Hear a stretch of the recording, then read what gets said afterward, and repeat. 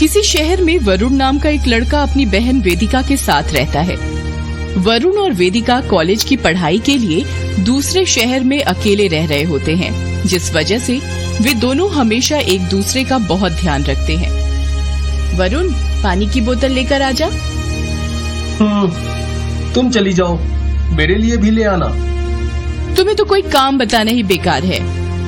ऐसा बोलकर वेदिका वहाँ से चली जाती है और अब वरुण भी फोन बंद करके टीवी देखने लगता है। पर कुछ ही देर में फोन की नोटिफिकेशन ट्यून बजने से उसका ध्यान दोबारा फोन पर जाता है और वो एक बार फिर फोन हाथ में ले लेता है। आहा, लड़की की फ्रेंड रिक्वेस्ट, ऐसा तो सदियों में कभी एक बार ही होता होगा।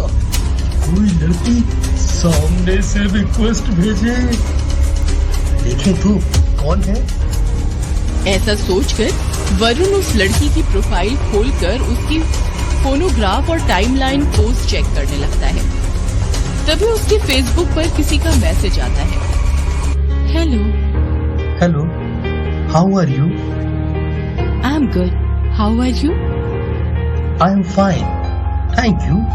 सो इसी तरह वरुण और फेसबुक पर उसकी अनजान फ्रेंड पूजा की चैटिंग शुरू हो जाती है, जिसके बाद कुछ ही दिनों में पूजा से बात करना धीरे धीरे वरुण की आदत बन जाती है।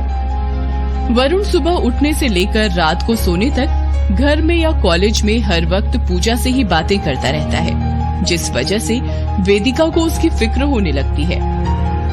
वरुण, आजकल तुम फोन में देखकर हंसने लगे हो, कौन है वो लड़की? तुम्हें सब पता चल जाता है। वैसे वो पूजा है, फेसबुक पर मिली है, बहुत अच्छी है, बस उसी से बातें करता हूँ। तो जैसे पागल को कभी कोई लड़की मिलती है क्या? वैसे इस तरह अनजान इंसान पर इतना भरोसा नहीं करना चाहिए, ध्यान रखना।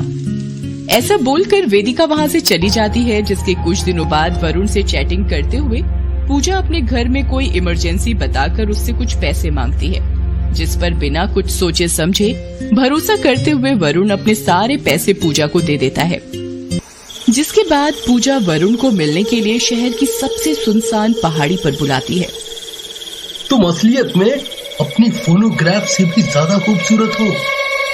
Thank you. अच्छा, यहाँ पास में ही एक बहुत पुराना और सुंदर मॉन्यूमेंट है, क्या तुम वहाँ चलना पसंद करोगे? जरूर। इस पर पूजा वरुण को लेकर वहाँ से चली जाती है, जिसके बाद वरुण अचानक कहीं गायब हो जाता है। उसका कहीं कुछ पता नहीं चलता।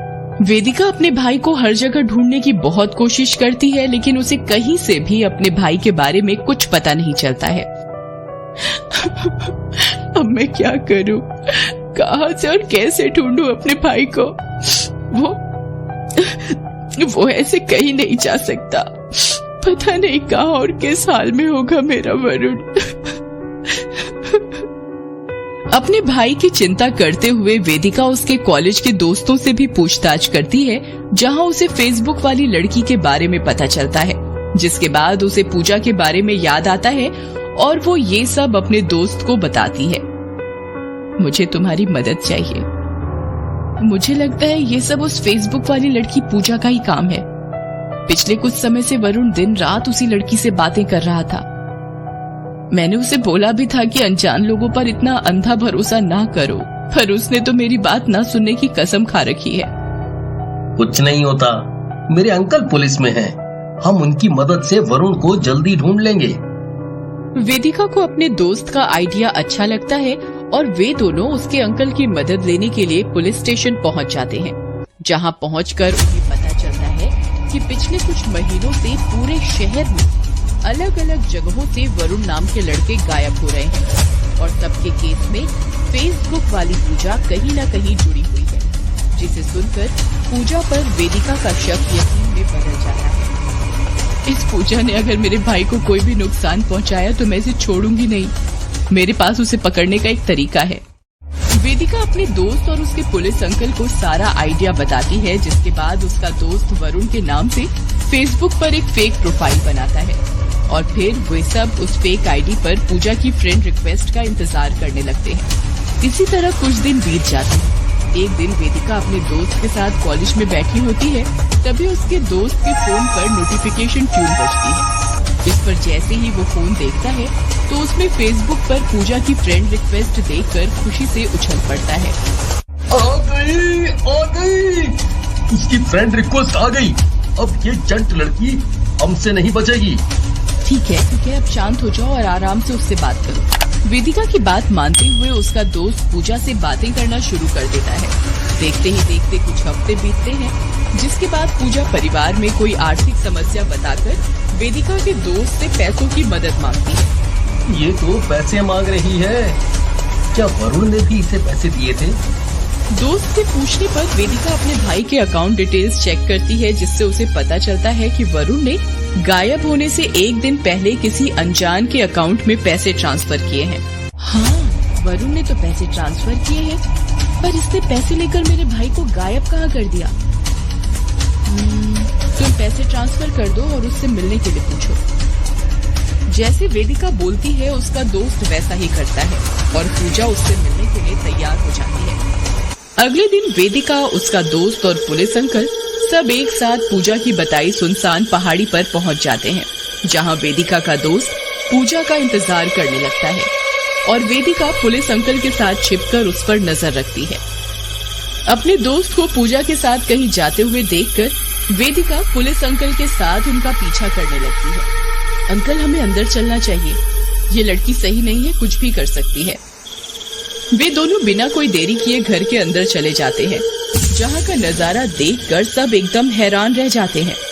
पूजा का ये रूप और अपने भाई को वहां कैद देखकर वेदिका हिम्मत करके आगे बढ़ती है। तुम इन सब से क्या चाहती हो? मुझे किसी से कोई मतलब नहीं है। फिर इन्हें यहाँ कैद करके क्यों रखा है? मुझे वरुण चाहिए, उसे ढूंढने के लिए मैं शहर के सभी वरुण से मिलती हूँ। जिस दिन वो मुझे मिल जाएगा मैं इन सबको छोड़ दूंगी। पर तुम्हें वो क्यों चाहिए? कुछ महीनों पहले मैं फेसबुक पर वरुण नाम के एक लड़के से मिली थी। उसका इतना अच्छा व्यवहार देखकर कुछ ही समय में मैं उससे प्यार करने लगी।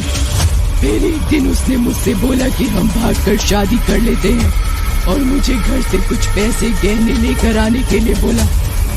मैं भी प्यार में पागल उसके कहने पर सब कुछ लेकर उस सुनसान पहाड़ी पर पहुंच गई, जहां मुझे पता चला कि वो मुझसे प्यार नहीं करता।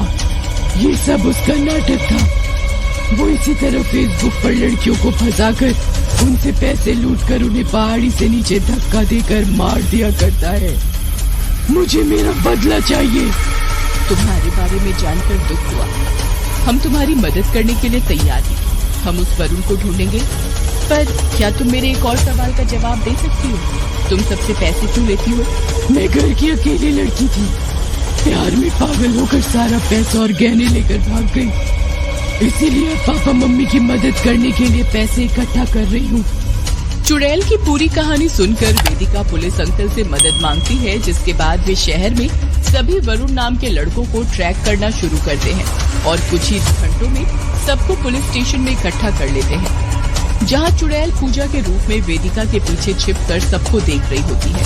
इसी तरह बहुत देर तक मेहनत करने के बाद उन्हें पूजा का गुनहगार वरुण मिल ही जाता है। वह जैसे ही उस वरुण को लेकर खंडहर घर में पहुंचते हैं तो चुड़ैल गुस्से से लाल हो जाती है और वरुण के सामने आकर बिना कोई देरी किए उसे वहीं मार देती है, जिसके बाद वो खुद भी वहां से गायब हो जाती है। ये सब होने के बाद सभी लड़के वापस अपने अपने घर चले जाते हैं और पुलिस उस केस को वहीं बंद कर देती है। अब वे दोनों भाई बहन और बाकी सभी लोग फेसबुक के चुड़ैल वाले केस के बाद बड़ी सीख लेते हैं और दोबारा कभी सोशल वर्ल्ड में ना फंसने की कसम खाते हुए रियल वर्ल्ड में खुशी से रहने लगते हैं।